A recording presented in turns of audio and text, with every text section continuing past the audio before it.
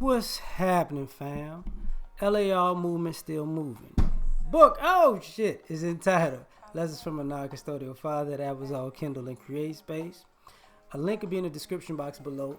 As usual, go get it. PayPal link is in the description box below too. They asked me to put it up, I put it up. Now this video though is entitled "Were You Committed to a Dysfunctional Man?" Though. When it comes to these kind of relationship man-woman topics, one thing that always gets overlooked or glossed over is commitment and who is being committed to. You know, it's said in an anecdotal way. Anecdotal way. There you go. Anecdotal way. Whatever. Anyway, what's going on is this, because I was watching like divorce court and those things, and sometimes where I would listen to the women talk, and people don't want to admit that, you know, when they say these guys are abusive, it's like, okay, so you how long have you been with this abusive guy? And then it's not, oh, I met a guy, I found out he was abusive and I dumped him. It's, I met a guy, I found out he was abusive and I was with him for a long period of time. Now, the reverse to that stereotype is, I met a guy, you know, he was boring, he was too nice, I got rid of him like that. See, when you're doing stuff and then you turn around and you complain that you spent years getting abused, but you committed to a dysfunctional man though. Like, this is what you committed to. Like, you're not absolved of the responsibility of somewhere along the lines, this dysfunction is what you like, because you wouldn't have been in it for so long. You can't just say, he just done me wrong every day and I went back every day for years. Like, no. And it's not because of Stockholm syndrome or fear, because like I said earlier, when it comes to guys who aren't that dysfunctional, those same type of women get rid of those guys fast, so they can walk away from men, but they just can't, but they just commit to dysfunctional men. You know, and I've seen it time and time again. I've got people that I know in my personal life. You know, I don't like him. You still with that dude that's kicking your ass? They get to the point where they don't even want to tell you that they still with the person. You know, they're like, where you at right now? I'll call you back. You know, you committed to a dysfunctional man though. You know, people look at poverty as a dysfunction. So,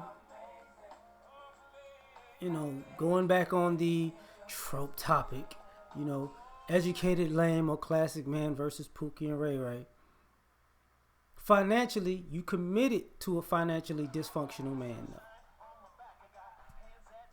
I mean, when you say women want and need security, and they're turned on by security, they're not committing to guys that could provide security. They're committed to guys who provide chaos, financial chaos. You know, he broke. I'm sick of you broke men. But okay, well,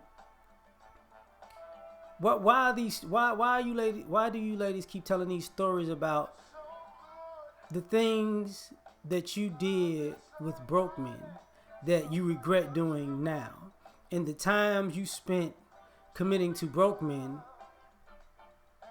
that you won't do now? And the reason I bring it up is because you committed to dysfunction though. Because part of the stereotype of, I'm not cooking for no man, I'm not cleaning for no man, I'm not this, that, doing this, that, and the third for a man, is in some ways, you women who committed to dysfunctional men want functional men to pay you reparations. But see, that means you're not going to cook for a guy who provides. You're not going to clean for a guy who provides. You're not going to be intimate with a guy who provides. You're not going to be supportive of a guy who provides. You're not going to be sexually free with a guy who provides, he's got to pay for everything that you gave a broke guy for free. And the problem with that is you committed to a dysfunctional man, though. Because when you run that guy off, you're going to go right back to a broke guy. And you're going to do everything for him for free that you should have did for the guy who was stable, who you wanted to pay reparations for the broke guy that you had prior to him. And ultimately, two things are constant. You're involved in these relationships, and the broke guy gets everything for free on the front end or the back end. It doesn't matter. So that's what you like. So, but you committed to a dysfunctional man, though. When it comes to women and infidelity and getting and cheating and getting cheated on, when these women talk about these relationships, look at the amount of time that they committed to these guys who cheated on them so much. Oh, when I first met him, he was cheating, and when we was together, we was cheating, and then when we got married, he was cheating, and I just can't take it no more. But you knew he was cheating from day one. So I don't trust men. Wait. All men are cheaters. Wait. No. But you only commit to men you don't trust, and you only commit to cheaters. So you're not going to take any responsibility that you're committing to these dysfunctional behaviors. Because if you're in a relationship without cheating, and there are guys and women who can tell you this. When a woman who's accustomed to being with a guy who's a cheater is with a guy who's not cheating, she's going to accuse him of cheating every second of the day. I'm exaggerating with the second part, but at the same time, she's going to try to drive that man away or into another relationship with another woman to prove that all men cheat. So, but if she's successful, now you see all men are cheaters, now she ain't going to leave that dude for sure, because that's what she's committed to, cheaters. She needed him to cheat to find a reason to stay. And people don't want to deal with that reality. So it is what it is.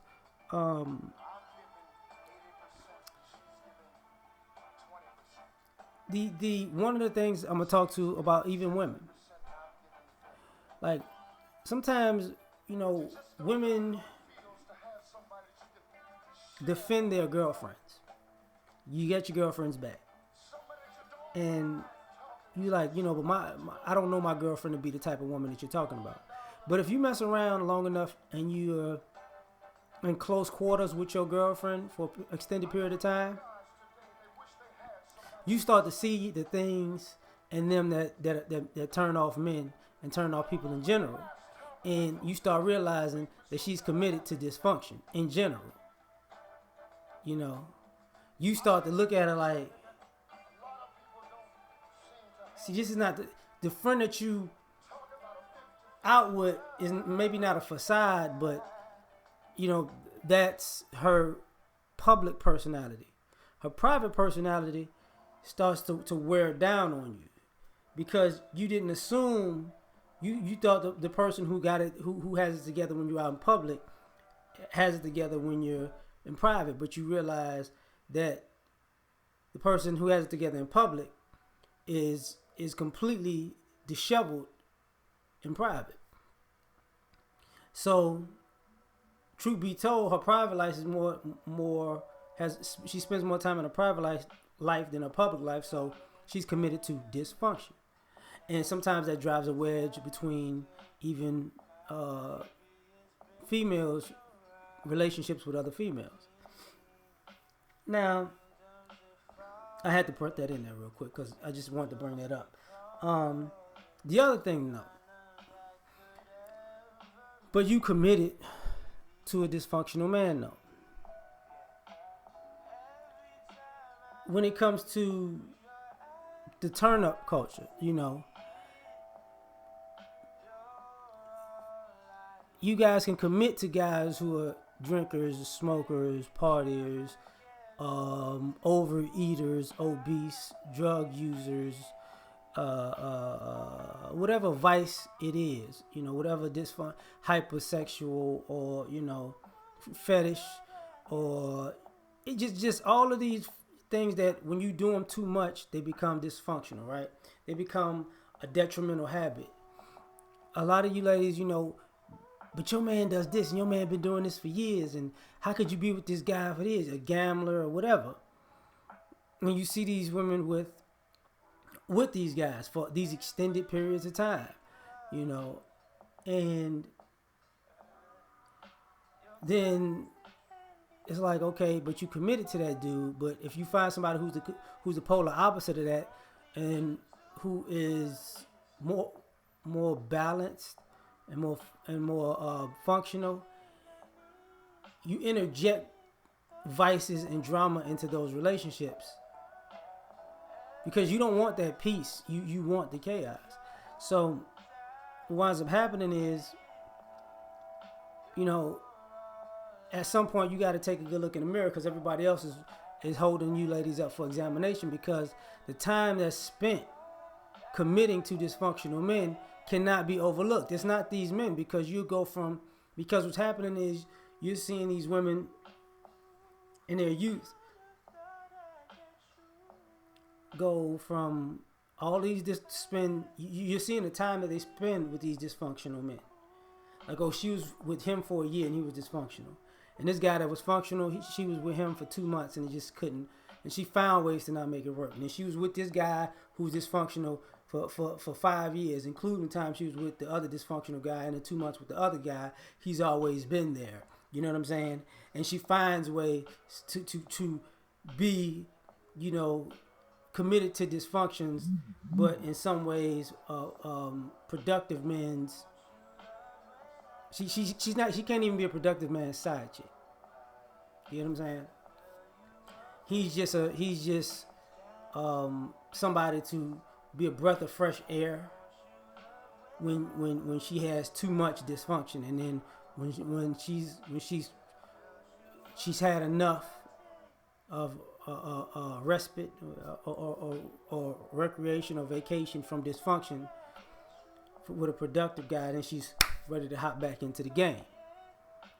So, but like I said, and she'll be with another guy who's, dysfunctional. Maybe it might not even be the same dysfunction, but it's dysfunction. And that's what part of they hit the wall thing comes up, because you wasted your time with dysfunction because you committed to it. So much so to the point that these guys that you want who are productive and functional, they don't even view you as relationship material, because just forget the part that you're ran through sexually. Mentally and emotionally, you can't operate in a functional, productive, stable environment. You just can't. Like, you need counseling to be able to be in a stable environment. So you're not even ready for that lifestyle. So because you committed to it, and look at when you listen to women, look at the timeline of the men that they've dated. You start to see, like, she wants excitement and drama and all blah blah blah, and look at how much time she's been wanting that. That's what she's accustomed to. So that's this video. We out.